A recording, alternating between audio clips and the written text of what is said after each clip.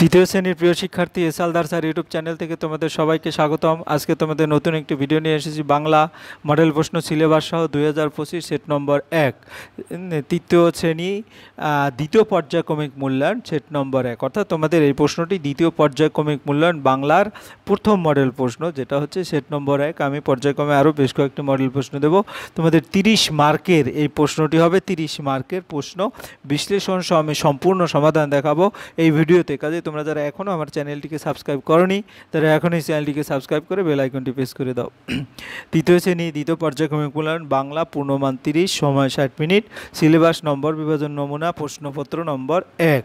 হ্যাঁ, তাহলে এখানে বাংলা সিলেবাস প্রথমেই কিন্তু পর্যটন, তারপরে গাছেরা কেন চলাফেরা করে না, জুঁই ফুলের রুমাল, সাথী, একা একা থাকতে নেই আরাম, হিংসুটি, মন কেমনের গল্প, দেশের মাটি, অর্থাৎ 50 থেকে 103 পৃষ্ঠা পর্যন্ত তোমাদের এই পরীক্ষার জন্য সিলেবাস, বাংলা সিলেবাস। হ্যাঁ, তা আমরা সরাসরি প্রশ্ন দেখি। এই যে এটা হচ্ছে প্রশ্ন, এখানে দেখো 30 মার্কের প্রশ্ন, আর তোমার গিয়ে সময় হচ্ছে 60 মিনিট। এই 1, 2, 3 এরকম করে 1 নম্বরে বন্ধনীর থেকে ঠিক উত্তরটি বেছে নিয়ে লেখো, এখানে লিখতে হবে। এখানে 5টি প্রশ্ন আছে। 2 নম্বরে হচ্ছে শূন্যস্থান পূরণ, আর 3 নম্বরে হচ্ছে বিপরীত শব্দ, 4 নম্বরে এলোমেলো, 5 নম্বরে বাক্য রচনা এবং 6 নম্বরে হচ্ছে বর্ণ বিশ্লেষণ, আর 6 যেটা 6-এর এখানে 7 হবে এবং 8 পর্যন্ত অঙ্ক আছে। যাই হোক, আমি সিরিয়ালটা তোমরা ঠিকঠাক করে পড়ে নেবে। এখন প্রথম যে আমরা সমাধানে চলে যাব, বন্ধনী থেকে ঠিক উত্তরটি বেছে নিয়ে লেখো। শেকড় বাকড় শাখা পোশাকা মাটির নিচে চালাচালি করে দিব্যি তারা ঘুরে বেড়াতো কারা? এরা হচ্ছে শেকড় বাকড়, অর্থাৎ এখানে তোমরা কি ঠিক উত্তরটি বেছে নিয়ে এই উত্তরটা দেবে। পরীর দল খোলা আকাশের নিচে গাছের ডালে না গাছের কোটরে থাকে, অর্থাৎ পরিদল খোলা আকাশের নিচে, খোলা আকাশের নিচে কোথায়? গাছের ডালে, অর্থাৎ গাছের ডালে ডালে। হিংসুটি তার দিদির খাবার দিকে তাকিয়ে তাকিয়ে ভ্যা করে কি করলো? ভ্যা করে কেঁদে ফেললো, অর্থাৎ প্রথম অপশনটা উত্তর হবে।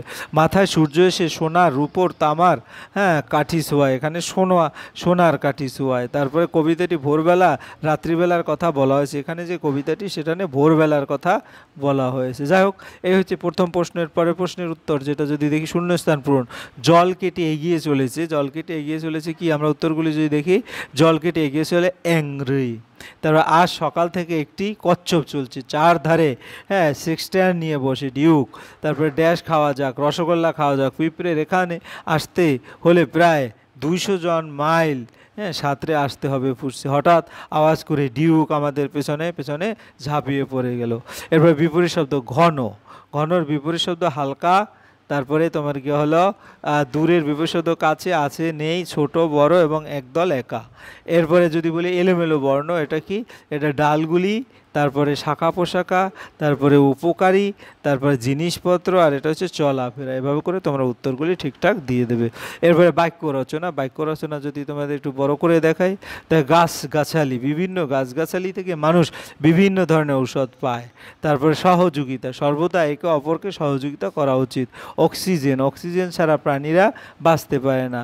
বাক্স পেট্রা, গোপাল বাবু প্রচার, বাক্স পেট্রা নিয়ে বেরিয়েছেন।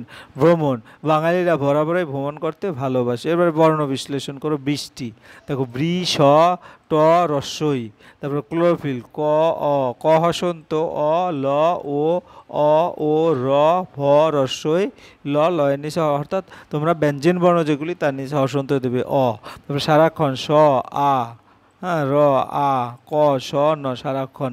আশ্চর্য আ স চ জ জ, অন্ত্যেষ্টিয় জ, তাই না? আশ্চর্য। এরপরে সুন্দর স উ, তারপর ন দ র, সুন্দর। এরপরে যদি পর্যটন, এরপরে প্রশ্ন অ্যান্সার। পর্যটন করেন যিনি তাকে কি বলা হয়? তাকে পর্যটক বলা হয়। তারপরে এক সময় গাছেরা কিভাবে চলাফেরা করতো? গাছেরা তাদের শেকড় বাকড় মাটির নিচে দিয়ে চালাচালি করে চলাফেরা করতো। লিপিকে দেখলে কারা খুশি হয়? গাছেরা এবং পাখিরা লিপিকে দেখলে খুশি হয়। হাওয়ার সঙ্গে কে আসে? হাওয়ার সঙ্গে তার সাথে ফুলের গন্ধ আসে। তারপরে ঘন বনে ঝড় ঝাপটা তেমন তেমন সুবিধে করতে পারলো না কেন? ঘনবনে ফাঁকা জায়গায় কম হওয়ায় ঝড়ঝাপটা তেমন সুবিধা করতে পারলো না। এরপরে কুজন কি, এরকম প্রশ্ন আছে, আমরা উত্তর দিই কুজন পাখির ডাক। তারপর ঘুম ভেঙে কি দেখা গেল? শিশুর বাবা মা দুপাশে আছে। হিংসুটি নাম বলা মুশকিল কেন? তাহলে সেই নামের শান্ত ভালো পাঠিকা রেগে যেতে পারে। তারপর হিংসুটি কথা শুনে মা কি বললেন? হিংসুটির কথা শুনে মা জানতে চাইলেন যে সে পুতুলটা দেখেছে কিনা। আমাদের জাতীয় সঙ্গীত কোনটি? আমাদের জাতীয় সঙ্গীত হলো রবীন্দ্রনাথ ঠাকুরের জনগণ মন।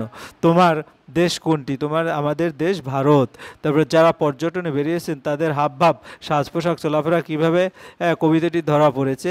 যারা পর্যটনে বেরিয়েছেন তাদের মধ্যে কৃষ্ণবাবু মাথায় মস্ত পাগড়ি পরেছেন, বিশুবাবু সিংহের মতো দ্রুত পায়ে পর্যটনে যাচ্ছেন, আবার মহেশ দাস ভর দুপুরে ধুলো উড়িয়ে পর্যটনে চলেছেন। গাছেরা আজও মানুষের কী কী উপকার করে? গাছেরা মানুষদের অক্সিজেন দেয়, ফল ফুল দেয়, মানুষকে রোদে বৃষ্টি থেকে বাঁচায়, নদীর ভাঙন রোধে করে, ঔষধ তৈরিতে সাহায্য করে, পাখিদের বাসা বাঁধতে দেয়। এভাবে গাছ আজও মানুষের উপকার করে। হিংসুটি দিদিকে লক্ষ্মী মেয়ে বলা হয়েছে কেন? হিংসুটি দিদি ছিল শান্ত, লক্ষ্মী, পড়াশোনা করতো আর কাউকে হিংসা করতো না, তাই তাকে লক্ষ্মী মেয়ে বলা হয়েছে। বৃষ্টির দিনে রাস্তা গাছেদের খুশি খুশি দেখায় কেন? বৃষ্টির দিনে রাস্তার গাছেদের খুশি খুশি দেখায় কারণ গ্রীষ্মের এবং সূর্যের প্রচণ্ড দাবদাহে গাছপালা নিজেদের যেন সঠিকভাবে মেলে ধরতে পারে না, সমস্ত কিছুই যেন শুকিয়ে আসে, মাটি থেকেও তারা প্রয়োজন মতো রস শোষণ করতে পারে না, বৃষ্টি হলে দাঁড়িয়ে স্নান করে খুশি হয়। এই হচ্ছে তোমাদের টোটাল প্রশ্ন। তোমরা যদি মনোযোগ সহকারে ভিডিওটি দেখো তাহলে আশা করি সকল প্রশ্ন সম্পর্কে একটা ধারণা পাবে এবং ভালো একটা প্রস্তুতি নেবে। আমি পর্যায়ক্রমে আরও 2 থেকে 3টা মডেল প্রশ্ন দেবো। পরিশেষে তোমাদের বলবো, এখনও যারা তোমরা আমার চ্যানেলটিকে সাবস্ক্রাইব না করে আমার ভিডিওগুলি দেখছো, এখনই চ্যানেলটিকে সাবস্ক্রাইব করে বেল আইকনটি প্রেস করে দাও। ভিডিওটি দেখার জন্য অসংখ্য ধন্যবাদ। ভিডিওটি ভালো লাগলে লাইক, কমেন্ট, শেয়ার করতে ভুলো না। আজ এই পর্যন্তই। ধন্যবাদ।